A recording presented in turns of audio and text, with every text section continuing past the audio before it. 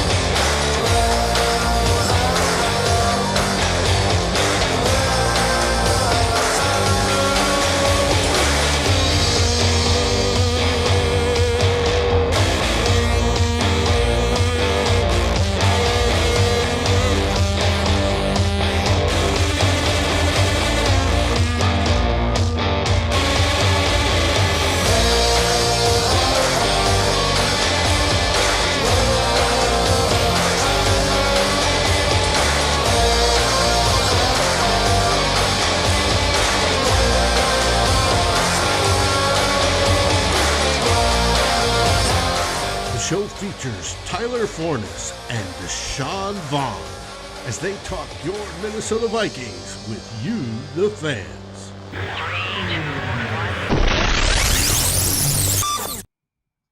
Hello and welcome to another episode of Climbing the Pocket Mondays, your home of making Mondays purple. I am your co-host Tyler Forness, and with me, as always, is Deshawn Vaughan. Deshawn, how are you doing here this evening? I am great today on this news-filled day for all Vikings fans. We had a lot of things go down today and a lot of stuff to talk about. Absolutely. We have our trusty producer, Dave, who is drinking down in Austin, Texas. How you feeling, my man? Oh, I'm feeling good. Drinking bourbon on an empty stomach. Yeah. Hey, you know what? Drinking your dinner is sometimes a good thing. And a man who also might drink his dinner is somebody that we signed here this morning, longtime Viking, fourth-round pick in the 2010 NFL Draft. That is Everson Griffen. He returned to the team on an unspecified deal this morning, and it's honestly, it's a really big day because not only are we bringing back somebody who's a legend, probably the best nickname of the last decade in Sack Daddy, and then that beautiful piece of artwork that we have from Dave here this morning. And that's just absolutely beautiful and really epitomizes the greatness of Everson Griffen and just how expressive he is on a regular basis. We have Anthony and Dan already in the comments who are excited to get this thing rolling. Deshawn, I want your thoughts. Everson Griffen back on the team. How excited are you? What does this mean? And I know you have some projections for how you think he's going to play this year. I love the move. I'm glad they were able to work something out. I think it just adds another dimension to this team. I was looking, I thought Griff didn't do that great in run defense last season, and really when I look back on it, he was still used as a situational pass rusher, but when he was allowed to play run defense, he actually did pretty well. So I don't think he's going to start, but I still think he just kind of gives them that option at defensive end, and that's really what when you lack that second superstar, having the options is, the next best thing. And as far as projections, I still have him last season. I think he had 33 pressures and 6 sacks. I have him doing just about the same thing. I know 6 to 8 sacks is kind of high for only 30 pressures, but I think a lot of his play is going to come on those obvious passing downs where those pressures do turn into sacks. So when you have another guy like that who can get 30 pressures, this defensive line is starting to look really good. I compared them earlier today to the Philadelphia Eagles, who kind of do the same D-line by committee thing. They had their 2 bigs and Graham and Cox, but then they had last season, I think they had 4 or 5 players who had 30 pressures, and that they ended up having one of the better D-lines in the league. I think the Vikings do the same thing this year. I think they get a solid amount of pressures out of Richardson, Tomlinson, Weatherly, Vaughan, and Griffin. And then maybe Pierce gets that pass rush. Coaches say they've been surprised with Pierce and they've been able to work with him. I'm not completely sold that 350-pound behemoth is getting after the quarterback. But hey, we'll see what happens. Yeah, I think one of the interesting parts about Everson Griffin is last year, I believe he played around 450 snaps.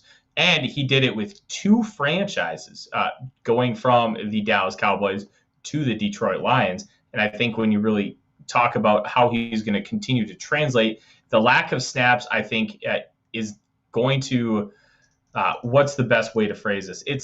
I don't think it's going to be an issue for him to really reach that 30 pressures and like 8 sacks. Because 1, he's playing in a defense he knows like the back of his hand. 2, he's playing with a team that he knows incredibly well. He knows the core guys. He has a very common familiarity with Hunter. Sheldon Richardson, they played together for a year. Anthony Barr, Eric Hendricks, Harrison Smith. And you're talking about that kind of continuity for a free agent signing in August. That's a really big deal. I think he's going to probably play around like 600 snaps. They're going to utilize him all over the field. I think 30 and 8 is a really good and what I would consider an accurate prediction at this point, as assuming he stays healthy, because he hasn't really lost a step, just kind of based on the trajectory he was giving us with his snap production last year. So I'm really excited about the move. And I think we should talk about what this also means for the defensive line. We had Janarius Robinson go on IR today, which it should have been an expected move because he was a little bit hurt. And it's a way you don't have to sneak him onto the practice squad. If he gets healthy, you take him off. The fact that COVID-19 brought this change upon us has been one of the very few unintended consequence blessings in the National Football League. It's something that probably should have happened a long time ago, but it never did. And it's one thing that we can take as a positivity from the COVID era. Now, Patrick Jones is a little banged up, so we'll kind of see how he progresses. But I also think Mike Zimmer's comments earlier today really signify what Everson Griffin is going to be. He's not going to be a starter. He's going to be a rotational guy. That came directly out of Zimmer's mouth. So, Deshawn, we still have a battle for that edge too. And do we really think like this defensive line is cemented, especially after this week's game? How are you feeling about it? I think it's cemented. Weatherly played a great half last game. He really came out and he did a little bit of everything. And then Wanham's kind of like he's riding like this middle wave. He's not too high. He's not too low. He's not really showing us, that he's taking a big step. And while Weatherly isn't really doing like Hunter kind of stuff, he's still playing well. And I think that's good for him. He played great run defense. He multiple pressures throughout the game, influenced him and Watts kind of tag team to influence the interception that Dye took back. So I think Weatherly earned that second spot, but there's going to be a heavy rotation there. So it's going to be, I wouldn't be surprised if Griffin, Weatherly, and Wanham kind of end up playing like similar snaps, and we'll see if Jones can kind of sneak his way in there. But I think Weatherly starts out first, and that's probably for the best because I do think outside of Hunter, he's probably our best run defender, and that's what you need for the first 2 downs. But I think he has enough pass rushing upside that teams can't just come out on first and second down and try to throw the ball on us. You're still in danger of giving up pressures and giving up sacks with Weatherly on the field. And I think that game against the Colts, he showed that, and I think that was enough to cement that DE2 spot. I don't disagree. I think one of the interesting things about Weatherly, as far as cementing his role, I don't think DJ Wanham played himself out of the job either. And I think when you talk about Andre Patterson's comments from last week about how this is going to be a battle up until that first Sunday against the Bengals, I think this week kind of continued that trend. Even though Weatherly did play that fantastic game, I don't think Wanham did anything to harm his case. I saw Wanham kind of all over the field. The limited snaps that he had, he was around the ball trying to make plays. He didn't make a lot of them and he didn't flash, but he also didn't expose himself as being a liability, which in my opinion is just as important right now. As Dave kind of puts in the comments, how many snaps are Weatherly, Wanham, and Griff getting? Let's hear your thoughts, guys. I want to hear from you, from people in the comments. Let us know what you're thinking. I think when you kind of take a look at it, I would say around a 60% share across the board for all three of them kind of feels like a smart bet at the moment, especially when you talk about how Zimmer at the end of Griffin's tenure in Minnesota really liked to maneuver him and Hunter on the inside, have them be stand-up interior rushers, playing like 2-eye and 3-tack, and even going right over the center in like almost a double A-gap look. You have those two guys there. You put Wanham and either Weatherly or Jones on the edge. Like, that's a really fun, dynamic combination. And you have guys in Hunter, Griffin, and even Wanham who have shown the propensity and ability to drop back into coverage and play the flat. So I think you can really be incredibly multiple there, do a lot of fun things. And one of the things that Zimmer really likes to do, he loves to craft blitzes. And the flexibility that these guys give him, along with Barr's ability to rush off the edge, is really going to be fun to watch and see how he continues to develop it. I think we all thought when Dom Capers came to the team that he was going to be able to bring that. It didn't come to fruition, but now Zimmer's got Paul Gunther with him, and those two really helped craft that defense in Cincinnati during that really good run they had where they continuously made the playoffs but just couldn't quite get over the hump. So I'll be really interested to kind of see that. Deshawn, what are your thoughts on kind of like the snap situation? Are you kind of in agreement? Around 60% for each guy kind of feels like a semi-likely outcome?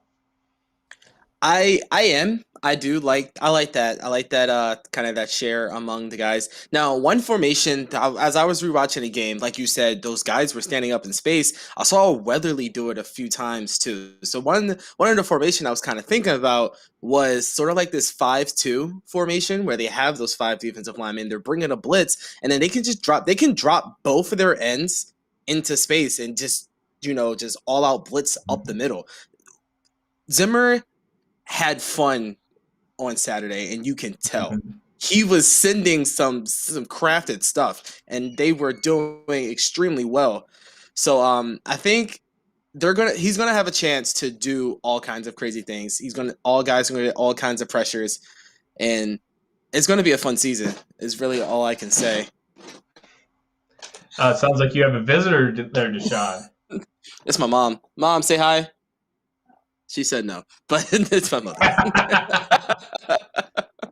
No, I kind of want to dive into your point on the 5-man front. I believe that's exactly what that's what they call the bear front, where you have those 5 defensive linemen. And I'm really intrigued to see how they utilize it with Anthony Barr.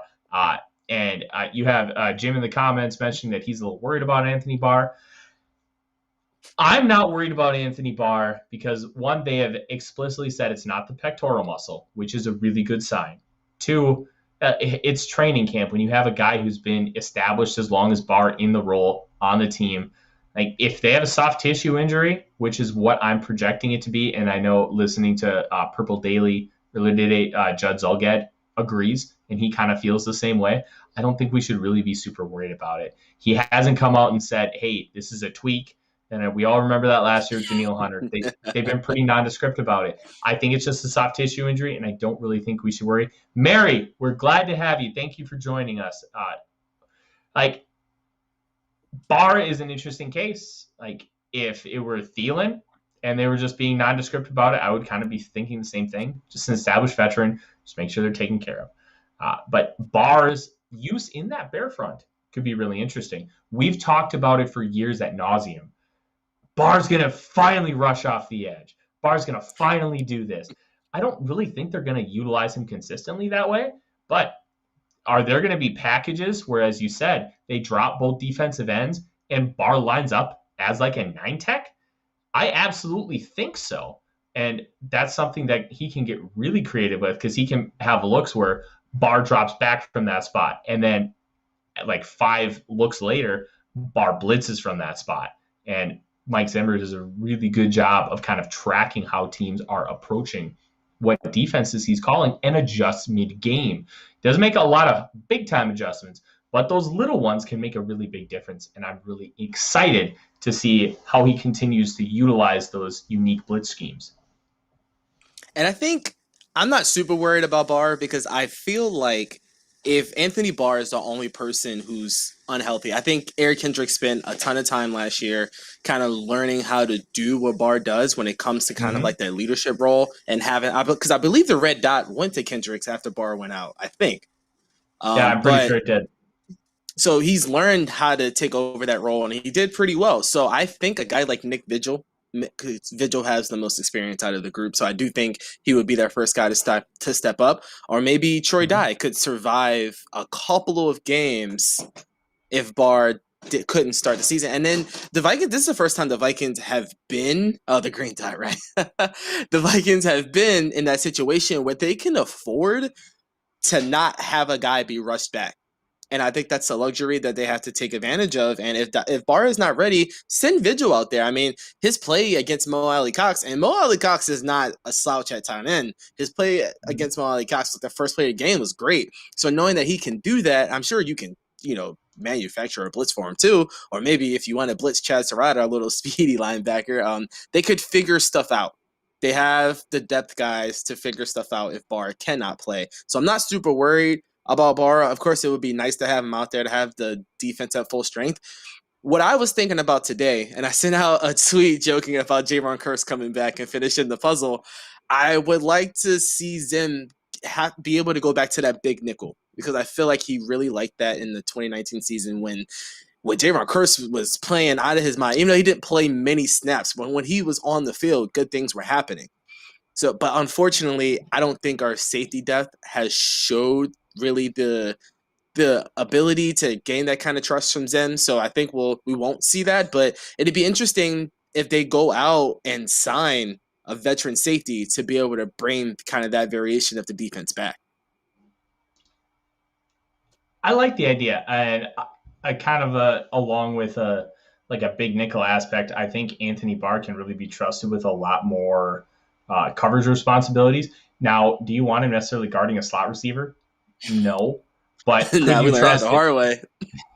Yeah, I know. Could you trust him with the second tier tight ends? Like, maybe you're not going to trust him with Travis Kelce and George Kittle, but could you trust him against a Jonnu Smith, against a Hunter Henry, against a Mike Gesicki? Like, those are names where you could be like, you know what? I feel comfortable with Anthony Barr going with them for 3.5 seconds.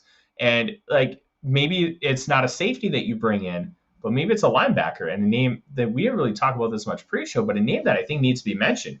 The Packers just cut their 5th-round pick from last year, University of Minnesota alum Kamal Martin, who, after having conversations with a couple Packers fans, said that he was their linebacker 1 last year, and now all of a sudden he's off the team. So I find that very interesting that the Packers are cutting bait from probably their best pick last year, if you don't count Jordan Love, because that's still a big wild card. And all of a sudden, he's off your roster. So maybe the Vikings should make a play for him, because right now their linebacker depth is at best spotty. Nick Vigil is a guy who really knows the system. He understands how to play in this defense, but at the same time, is he worth anything? Probably not. Troy Dye is still a project. You've got Ryan Connolly, who's Like, that there really isn't there isn't any quality depth in the linebacker spot. And maybe Kamal Martin could be that guy. He is a really good athlete, but he's always had issues staying healthy. What are your thoughts on Kamal Martin, Deshawn? Do the Vikings need to bring him in and give him a look? Will they even be able to get him off waivers? I don't think they're gonna get him off. Well, first they got to figure out why he was cut, because like you said, he was the Packers don't have great linebackers at all, and I don't really remember them drafting somebody to replace him or even signing somebody really. So it's kind of a head scratcher. So I'm guessing maybe there was something internally. Hopefully all his situations are in order and he's not like in trouble or anything like that. But I don't think if he's fine, I don't think he makes it off waivers. Team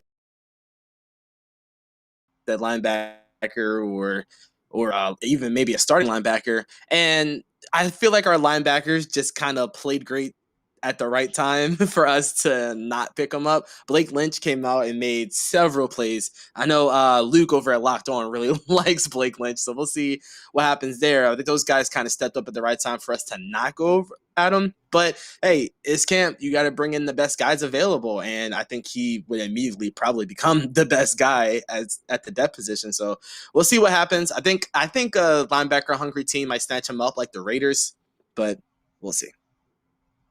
Yeah, and I think kind of why the Packers did it, I don't know specifics, and I'm not going to try to know specifics, but let's be honest, they don't value linebacker, which is really, really surprising because a decent linebacking core might have helped them make 2 Super Bowls in the last 2 years. Just decent linebackers. Above replacement. That's it.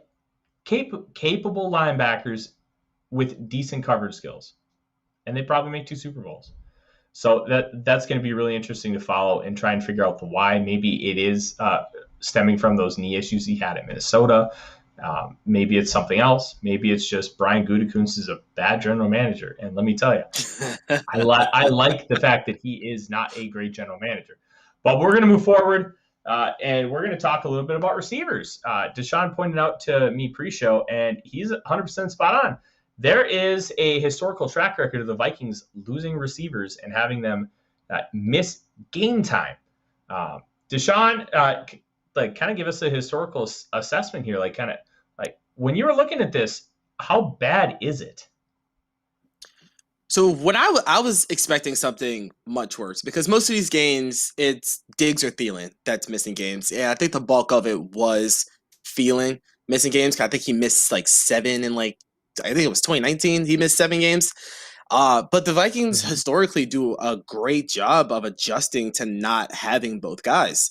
I believe the number was 8-2. And I cut out a couple games. I didn't count the Lions game when because Thielen scored a touchdown that game and then he went out, so I didn't count that game. But then I did count the game against the Chiefs where he played like 2 snaps. So he wasn't really there. But 8-2 is solid, and their 2 losses were against good teams. Now that Chiefs game, terrible loss. We should never lose to Matt Moore. I don't care if Andy Reid's calling plays. That was awful. That was so bad. But then we lost to the Seahawks. That was a somewhat hard-fought game. It happens. But 8-2 was really surprising for me because, the feeling out there is that if Thielen or Jefferson goes down, like the offense will implode and the season is over. But that's not necessarily true. They do a great job of adjusting. They spread the ball out because there wasn't like Thielen went out and one guy just stepped up and was just that number 2 guy. The number 2 after him was Olabisi Johnson, and his stats weren't great. I think he had like 170-yard game, maybe like 2 touchdowns in that entire span.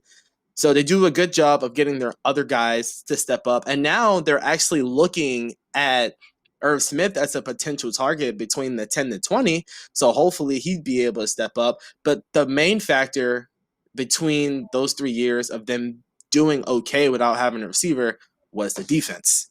The offense was not stressed to score a lot of points. They were beating teams because the defense was getting them the ball back, and Dalvin Cook was obviously still a focal point of the offense. So what the point of the whole research was for people to kind of relax a little bit. If as long as it's not season ending, if Thielen or Jefferson were to miss a few games, the offense would be fine. I think we're just hoping that the defense can kind of mitigate some of that loss a little bit, maybe stop that team. I think Zim gets a little bit more aggressive, maybe gets a little bit more turnovers. Hopefully the special teams can pick up in that area. The team is great at finding ways to win when they can't win in their usual way. I think They're nail on also the great head at finding ways to lose too. Yeah, this team does find a way to cause us pain, and it's very consistent in that aspect. I think one thing that's really interesting about the conversation of the Vikings have dealt well with injuries. Deshawn, how many years back did you go? Are we talking just the Mike Zimmer era? Are we talking last 5? So I just went back to when Diggs and Thielen were established, because before then it gets a little dicey about who's like clear number 1, who's clear number 2. So I believe I started with 2016 or 2017 where both guys were clear number 1, clear number 2, and I went on from there. Surprising health, which is good. I felt like Diggs missed a lot more games than what he actually did. He didn't. Most of the games missed came from Thielen when he went out. I think it was a hamstring thing he went out with. That's where most of the games came from. That was also a surprising part of the history, because I felt like Diggs was missing like 2 or 3 games every year, but apparently that wasn't true. So I think it bodes well that these guys aren't getting injured as much. And they took extra precaution with Jefferson today. He was spotted in that red QB jersey. Had this man plexiglass for practice. They were not taking any chances. Yeah, I like the plexiglass angle. That's always going to be funny. I think one thing that's interesting in this conversation that we've talked about is we haven't dealt with a debilitating injury to the wide receiver core. And we haven't really dealt with a debilitating injury on offense other than Dalvin Cook in 2017. And that debilitating injury ended up being mitigated somewhat because of the success of Jet and Latavius, which was fantastic for the team. But at the end of the day, I think a conversation needs to be had about injury luck in the Minnesota Vikings. Minnesota Vikings on the offensive side of the ball have had tremendous injury luck since the beginning of the 2017 season. 2016 was a mitigated disaster for offensive injury luck. But I think one of the reasons why we talk about offensive regression so much is the Vikings were the 5th healthiest team on offense when it comes to games lost last year. They were like the 30th healthiest on defense. So obviously you're going to expect a lot of progression with the defense, especially with the pieces that we've added. But on the offensive side, like I think we need to honestly talk about these guys missing extended periods of time, because I don't want it to happen. I'm not saying it's going to happen, but we need to prepare for the fact that it could happen. What happens if Jefferson gets like a grade 1 MCL sprain, is out 6 to 8 weeks? What happens if Thielen tears his hamstring? God forbid what happens if any of them get a torn ACL and they miss extended periods of time, and not just like, hey, Thielen pulled a hamstring, it's week to week, we're going to kind of see how it goes. I think this is the year where it could easily happen, just because we've had so much good luck over the course of time. Every team gets hit with it.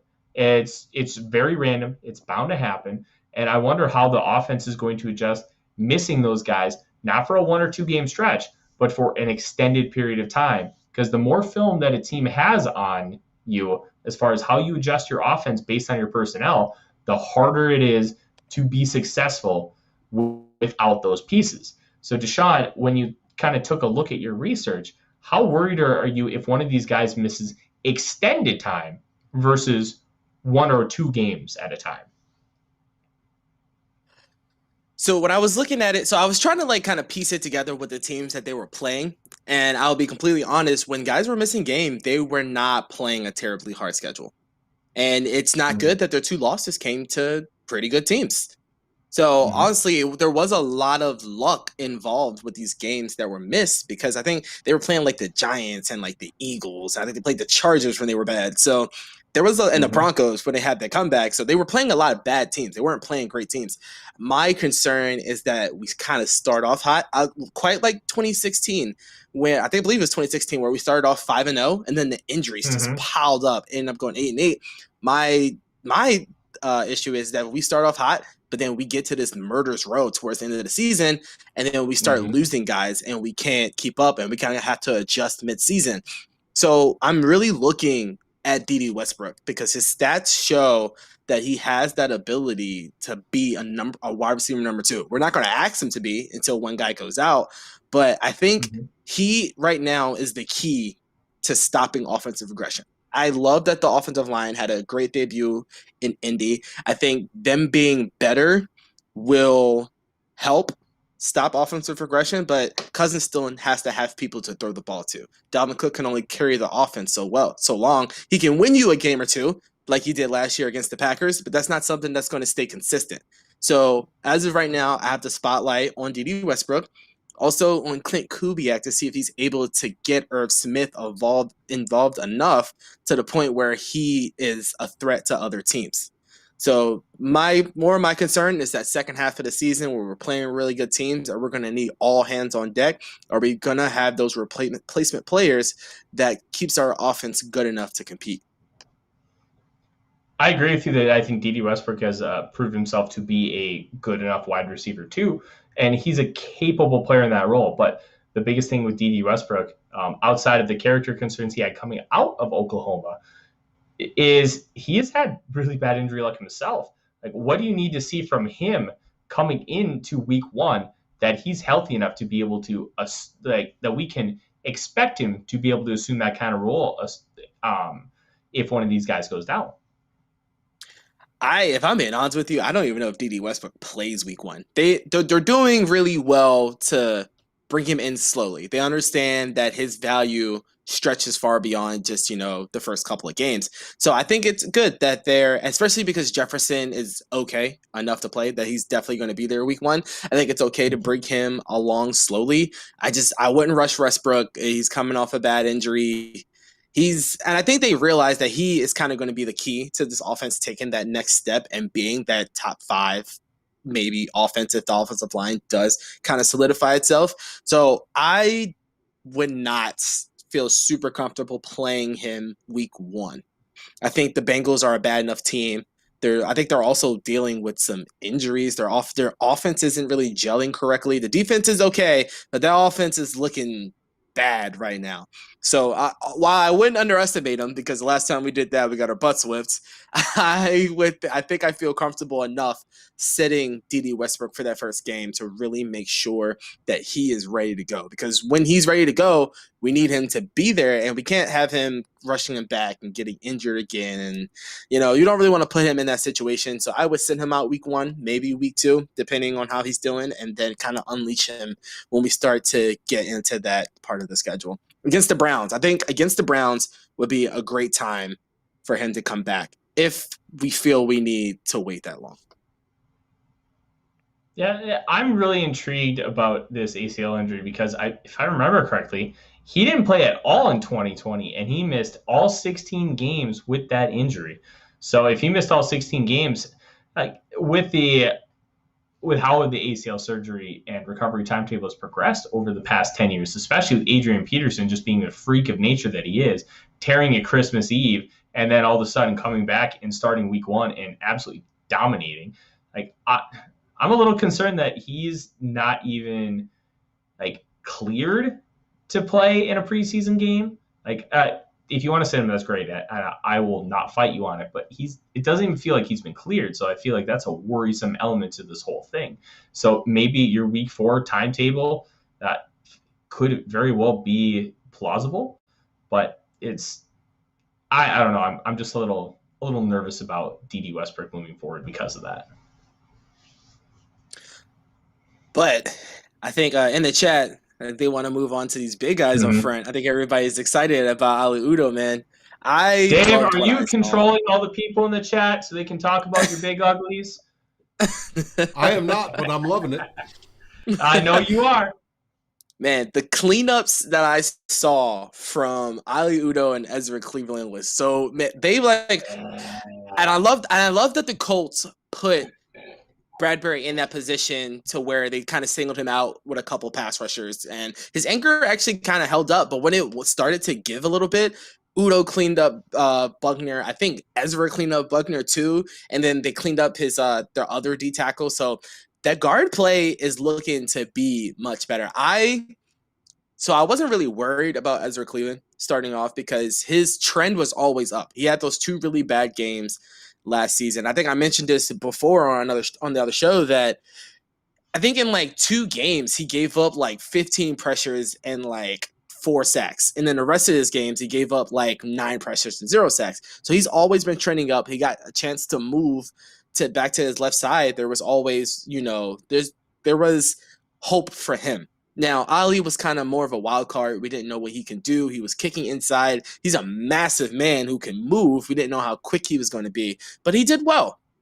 And he's not really in the position to be singled up on like 3-tech kind of players. So maybe he'll deal more with the stunts with Brian O'Neill. Him and Brian O'Neill worked together so well. Like those two were like built to play next to each other. They opened up a massive hole several times. They handled stunts really well.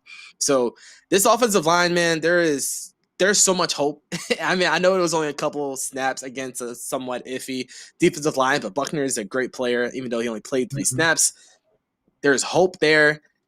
We just got to find out how to survive Rashad Hill because he got cooked by Kwity Paye, man. And I loved Kwity Paye. I knew that Kwity Paye could do that stuff, but just like not to my team. Like don't do that to us. He destroyed Rashad Hill out there. I don't know why Clinton left him on the island. I mean, I know he's just a rookie, but man, that was not encouraging at all to see Hill get beat like that.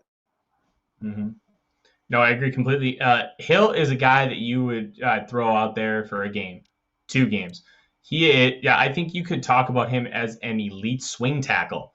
Like you're not going to find guys that are better than him as kind of your 6th offensive lineman unless you draft one in round 1 or 2. Like he's a great guy for his slot on the team, and you're not going to find many better in the league. But if you're talking about starting him for a long period of time, like just imagine how much worse that 2018 offensive line would have been if Hill didn't get hurt in week 2 against the Packers and Brian O'Neill didn't step in and play as well as he did. It could have been way worse. I think if we're talking about starting Rashad Hill week 4 against the Browns and Darrisaw's still not back yet, I think that's about time to hit the panic button. Like one rough start in preseason, considering he didn't play last week. I'm not going to hit it right now. I think he's still a very solid, serviceable piece to this offensive line who can fill in when needed. And I think he's going to do just that right away. And over time, we're going to have to really work on that transition to Darrisaw and just let him get his feet wet and let him kind of figure it out on the fly. Darrisaw was one of my favorite players in college football last year, did a fantastic job for a Virginia Tech team and really paved the way with some nasty blocking for Khalil Herbert. And if Darrisaw can figure out how to be a consistent and violent finisher, he's got some violent power to his game. And I'm really excited to see how that translates, especially when you're going to ask him to climb to the second level where he can just take out guys who are like 50 to 100 pounds lighter than him. Like I know it gets Dave excited to see a guy just annihilate people. So it'll be interesting. Rashad Hill is not a non-factor. But I'm not worried. And then to kind of talk about your point with the guards, man, they were good, like genuinely good. And I was watching a little speed through because I didn't really get to watch a whole lot on Saturday because I was cooking a couple large pork butts on my new smoker. But it was really cool to see them do cleanup stuff, them feeling comfortable against a guy like DeForest Buckner, who arguably is on the same level as Aaron Donald as an interior player. Like he is a fantastic specimen, and how they struggled with him last year and how they were able to be a cohesive unit with Cleveland being on the left side of Bradbury now and Udo really never having played guard. It felt like they had been working together for a couple years just with how good their chemistry was and how they were able to handle that. That to me was the biggest positive sign of the weekend. And I was really, really, really liking what I saw. Bradbury did not get blown up by DeForest Buckner, which I think is the biggest victory of them all. And like, just continue to work on it, continue to be a cohesive unit. And the biggest thing with offensive line is not having a weak spot. If you can do that, this unit could be much, much improved. Yeah, and I like that you mentioned the Browns game. I actually have that. I had that as the game that gets Hill benched. I think he can survive against the Bengals. I think he'll do fine. I think the Cardinals, he might end up struggling a little bit. I think he does fine against the Seahawks. But that Browns game, switching between Clowney and Garrett, I think he gets exposed. I think he has a really bad game. I think that's where they kind of say, all right, Darrisaw, we kind of need you in there. And I think that's a great timetable for Darrisaw. I mean, after you kind of get out of the way of, Chandler Jones, Myles Garrett, and Jadeveon Clowney, gets to kind of settle in and start to play some of those lesser guys before he gets into where we have to play like the Steelers or the Ravens and stuff like that. So I like that timetable for Darrisaw. I do think that, and I think I tweeted somewhere about this. I know left tackle is, the most important position on the offensive line, but our problem spots have been the interior. If we can significantly clean that up, you can scheme around helping your left tackle. Now, those fake toss pitch rollouts, I thought those were fantastic plays. I thought that was great play calling, very creative. It moved the pocket away from Hill, and it really gave Kirk time to throw the ball, even though he missed some open guys, unfortunately. But I love that play call aspect of it. They have an H-back in Ham. They have guys in Dalvin Cook and Conklin and Irv who can chip very well. They can scheme around giving Hill help. I think but that's all up to Clint Kubiak. It's all up to Clint Kubiak to not leave Hill on an island by himself against good players. And I think you'll see, like you said, this offensive line do better. And I was just aiming for average. I'm still not going to aim too high, but I feel like these guys, like you said, these guys look like they've been playing together for a long time. And that might just be, a tip of the cap to the new offensive line coach. I seen from reporters that he's loud. He's in these guys' face. He's yelling at them. Maybe that's what they needed. And maybe this is what's getting them to play well. It very well could be. I don't know what the deal is. I don't know if there's something spiked in the water in Eagan at TCO Performance Center. Whatever it is, it's working, and let's continue that. Maybe it is as simple as not having Dennison in as that main voice in the meeting room and on the field. I don't want to bury Dennison because he has done a lot of really good things. The run game concepts are fantastic, but there is something to be desired, especially in the area of pass blocking.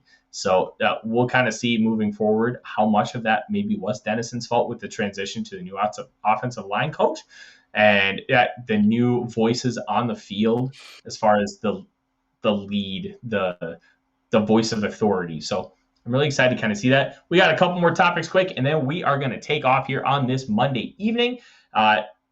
Cousins in the offense, they're not very good right now. And I think there are a couple things that really need to be taken into context with this. They are still without Christian Darrisaw. They are not playing Dalvin Cook or Justin Jefferson. This is a very Manila playbook. They are calling basic stuff. They are not utilizing a traditional game plan type playbook.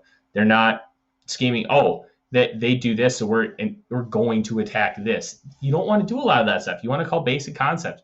You want to see how they can move the ball down the field. They weren't very good. Cousins just still feels off after being in quarantine. Cousins traditionally doesn't start the season strong anyway. So how worried are you, Deshawn? I'm not super worried because we're kind of used to this Cousins sliding on this, spectrum of being really good then kind of being average to really bad. So I'm not super worried. I swear some of the plays Clint Kubiak is running, I've seen in Madden. I swear I've used some of these plays before. so I know his playbook is not fully open. So we'll get there eventually. It'd been nice to see them push the ball a little bit, and I think we will see that just because Mike Zimmer said something about it. But someone on Twitter pointed out to me last year the Vikings were like top 5 in explosive play rate, or maybe they were number 1. I can't remember exactly what they said, but I think that carries over. You still have a lot of the same personnel. You're maybe looking at maybe even more time in the pocket to run those deep play action things. Thielen was open on one of those crossers. Cousins just didn't throw it. And I think that's the most important part, that the guys are still getting separation. It's just for some reason Cousins isn't tossing the ball. So we know what Thielen's going to do. We know what Jefferson can do. You add guys like D.D. Westbrook, Irv Smith, that just kind of increases your chance of big plays. I think they'll be fine. I think the best part about it is they now have a defense that's not going to allow what happened early last year when they played the Packers and they only had 19 minutes of possession in their first game. Stuff like that is not going to happen, and I think that's going to go a long way from us repeating what happened in the beginning of the season, especially if Cousin kind of comes out the gate kind of slow. 100%. I think that's the Thielen pass is kind of what's always been the biggest issue with Kirk Cousins. It's not that he's not a good deep ball thrower. He is. The stats bear it out, and he throws a fantastic deep ball. He doesn't have the biggest cannon in the world, but he's accurate. He gets the ball where it needs to be. He doesn't make a ton of mistakes in that area. But I think the biggest issue is his unwillingness to take those shots when they're available. And I think that's always been a big issue with Vikings fans and just analysts in general. If there's a route open 20 yards down and a route open 6 yards down, and he has the full capability of hitting both of them equally, he's taking the 6-yard one over the 20-yard one almost every time. And for me, that's very frustrating because you are a good deep ball thrower. This offense is built for you to take deep shots. You got to make sure you take them. And the fact that he's still not taking them now, where it's preseason and it matters even less. Like, you can make a mistake and you can go back into the room and be like, hey, why did you make this throw? Okay, I made it because I saw this. Now that I saw this and I got picked off, I'm not making that throw again. That's why preseason and practice is so important. And the fact that he's still not willing to take those chances, is just very frustrating. It's something we're going to have to continue to monitor throughout the year. I did think it was awesome that Thielen was still getting open. I don't think we're going to have to worry about a lot of regression from Thielen as far as a route runner as he continues to get older. They said on the broadcast that yesterday was his 31st birthday, which means he's probably starting to enter the final year or two of his prime, and he's going to really start to hit a decline as far as his athleticism. But the way he wins was never about being a great athlete. It was never about being the fastest guy in the field. It was about being a technician, body position, using physicality to get open. And he could do some of those things where, hey, I'm going to be explosive enough to get open anyways. But that was never his game.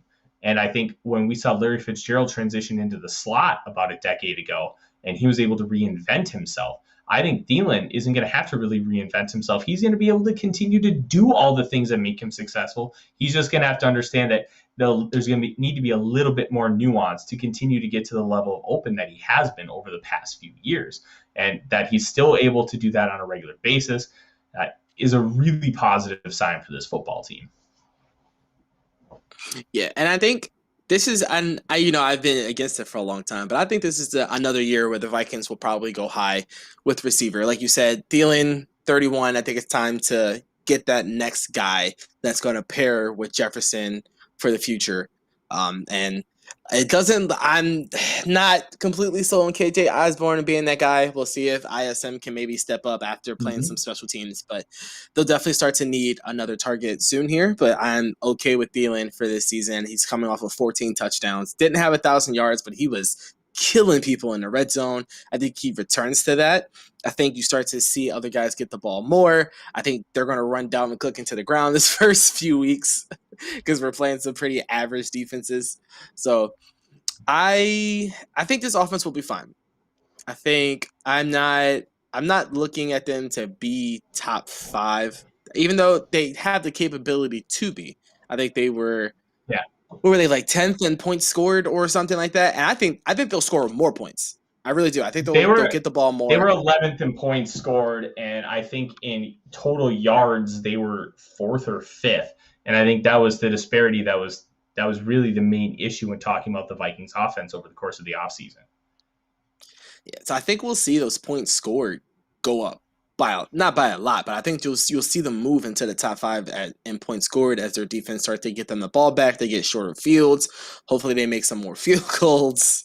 So I think in that aspect, you'll see them score a lot more points. And I think that kind of everything they've done this offseason together will kind of stop the offense from regressing. No, I agree. And last but not least, Deshawn, the segment that we are trying to make the funnest segment of the week here on the Climbing the Pocket Network here on YouTube, Player of the Week. And I'm going to start off with a little bit of a unique one.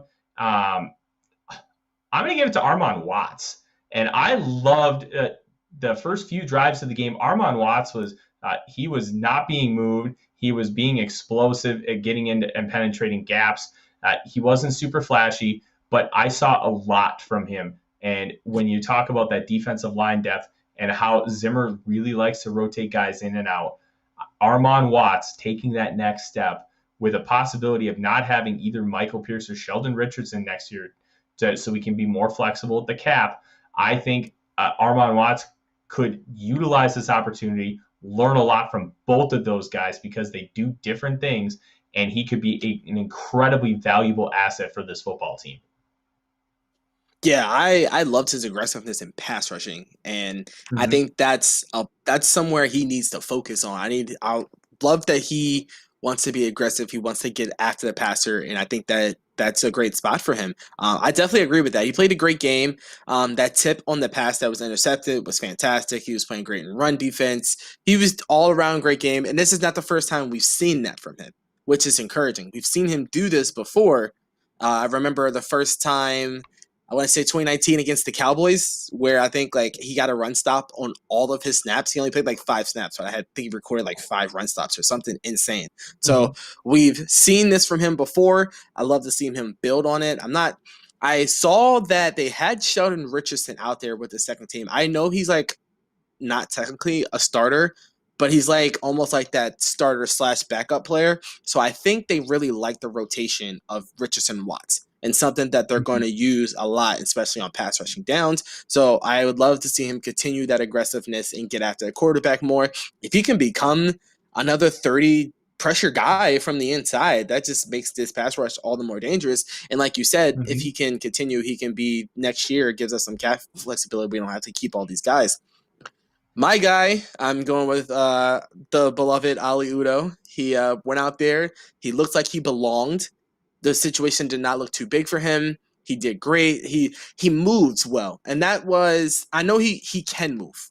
I know he's unusually good on his feet for such a large individual, but I think just seeing him do it is great, man. Seeing him drive people, seeing him execute those stunt plays, I think that's just great. He looks like he belonged next to O'Neal and Bradbury. I think, like you said, these guys have been playing together for years. Just from where he came from, doing good in his preseason 2019, and now finally getting his chance to show that he probably should have been able to compete last season. I think I got to give it to Ali. He didn't play too many snaps, but he made the most of all of them. Ali Udo is a guy that I've been keeping my eye on, and I know he was a guy for you when the Vikings drafted him. He's a specimen. You don't get guys who can move that well at that size with power. If the Vikings can turn him into another 6th-round success story on the offensive line, that's going to be a massive, massive victory. Final thoughts, Deshawn. Kellen Mond had a couple really, really nice throws. PFF had him as the lowest graded offensive player for the Minnesota Vikings on Saturday. I'm not concerned because he's still learning. He missed almost 2 full weeks of training camp, and he's a project anyways. He's going to be a guy that you're going to groom and hope he can take over next year or the year after.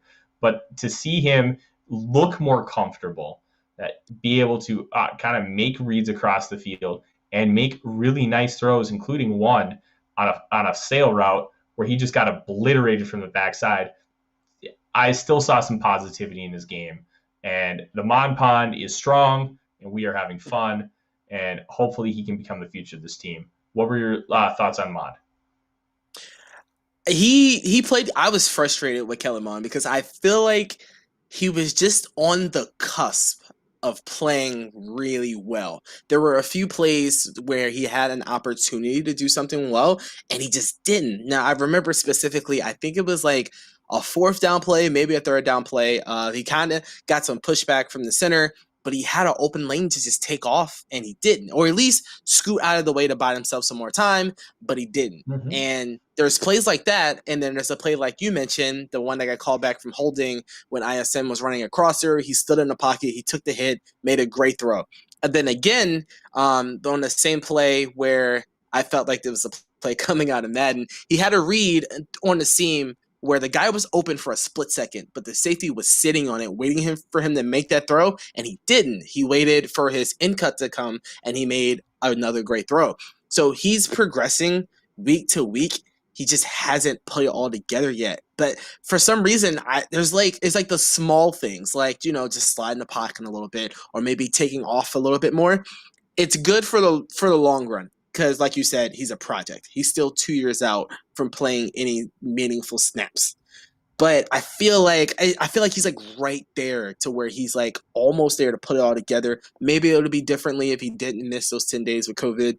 You know, get your vaccinations, people. But I just think it's frustrating because, you know, you see these guys, you know, you see Fields out there doing okay.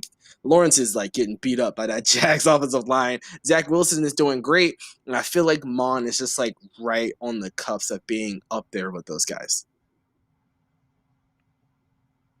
I'm gonna have to disagree there. I think he's got a lot longer and farther way to go. But you and I have some differing opinions on Kellen Mond, and that's one of the things that makes the show good. We have different viewpoints, and it makes things good. Dave, before I sign us off here for the evening, do you have any final thoughts for the good people here out in YouTube land? Oh, absolutely. When would I wouldn't?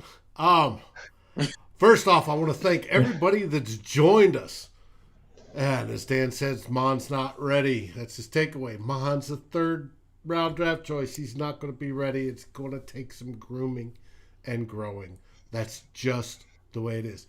Now, you're talking about player of the game.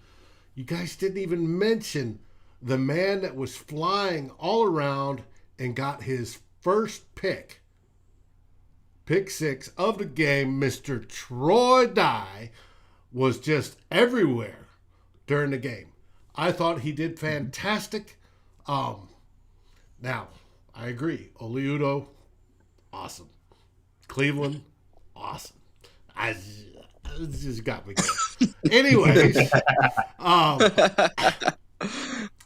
now, tomorrow night, we have In the Huddle.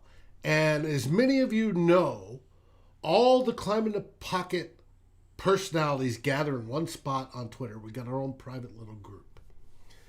And it has been fiery today. There's been disagreements over wide receivers, over quarterbacks, over what Zim's doing, over all sorts of things. And that's going to flow over to tomorrow night's show.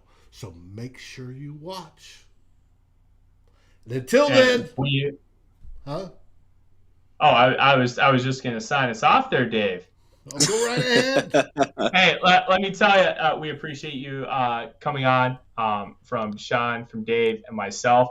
Come join us next week where we turn your Monday purple. Absolutely. Skull, everybody.